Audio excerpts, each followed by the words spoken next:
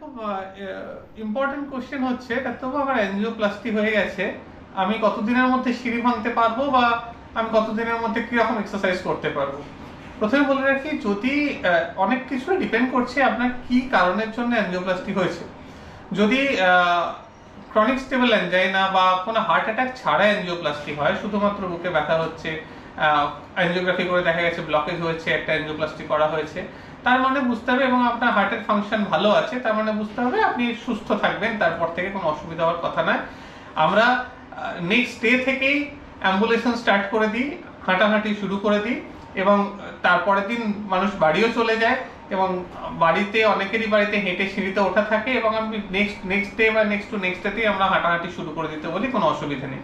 শুধু একমাত্র একটা জিনিস মাথায় খেয়াল রাখবেন যে অনেক সময় আমাদের ফিমোরাল আর্টারি অর্থাৎ পা দিয়ে ছুঁচ ফুটিয়ে অ্যাঞ্জিওপ্লাস্টি করা হয়, তো সেক্ষেত্রে পায়ের যেখানে ছুঁচ ফোটানো হয়েছিল সেই জায়গা থেকে যেন কোনো ব্লিডিং না থাকে হাঁটতে চলতে গেলে, এই জায়গাটা একটা খেয়াল রাখবেন।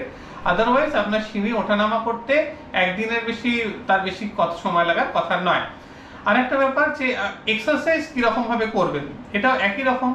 কারণ যদি হার্ট অ্যাটাকের পরে অ্যাঞ্জিওপ্লাস্টি হওয়ার পরে এক্সারসাইজ শুরু করতে চান, তার দেখতে হবে প্রথমেই তার হার্টের ফাংশন কিরকম আছে, হার্টের এলভি ইজেকশন ফ্র্যাকশন কিরকম আছে তার উপর ডিপেন্ড করবে। যদি হার্ট ড্যামেজ হয়ে থাকে, হার্টের পাম্পিং ফাংশন কমে যায়, তাহলে আমরা বলবো যে আপনি অ্যাম্বুলেশন স্টার্ট করা বা হাঁটাহাঁটি স্টার্ট করা সবসময়তেই দরকার, এবং সেটা অপারেশনের 1 থেকে 2 দিনের মাথা থেকেই শুরু করে দিতে পারেন। তো প্রথমেই আমরা যেটা বলি, গ্রেডেড এক্সারসাইজ করুন, অর্থাৎ আস্তে আস্তে করে জিনিসটাকে বাড়ান। প্রথমে খুব ম্যাক্সিমাম আপনার টলারেন্স লেভেলের ম্যাক্সিমামে না গিয়ে আপনি 10 মিনিট শুরু করুন, 10 মিনিট আপনি 4-5 দিন রাখলেন বা 1 সপ্তাহ রাখলেন, দিয়ে আবার 10 মিনিট করে বাড়ালেন, এরকম বাড়াতে বাড়াতে আপনি 30 থেকে 40 মিনিট রেগুলার হাঁটাহাঁটিটা প্র্যাকটিস করুন, অর্থাৎ এরোবিক এক্সারসাইজটা আপনি করতে থাকুন। এরপরে আপনি যখন বুঝতে পারছেন যে আপনি এরোবিক এক্সারসাইজটা 30-40 মিনিট করতে পারছেন, তখন আমরা বলি যে হালকা হবে অ্যানারোবিক এক্সারসাইজ, অর্থাৎ ওজন তোলা, খুব ভারী ওজন ডেফিনেটলি নয়, কিন্তু হালকা ওজন তোলা এক্সারসাইজটাও করবেন, কারণ সেটাও হার্টের জন্য অত্যন্ত ভালো।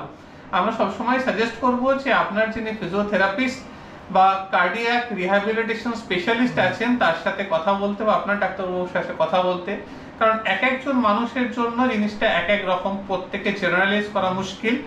স্টিল এটুকুই বলতে চাই এখান থেকে, এই বার্তাটাই দিতে চাই যে এক্সারসাইজ করা খুব দরকার, সেটা আস্তে আস্তে করে বাড়ান। অ্যাঞ্জিওপ্লাস্টির পরে একবারে টপ লেভেলে যাবেন না, এবং বাড়াতে বাড়াতে এরোবিক অ্যানারোবিক দু রকমই এক্সারসাইজ শুরু করুন।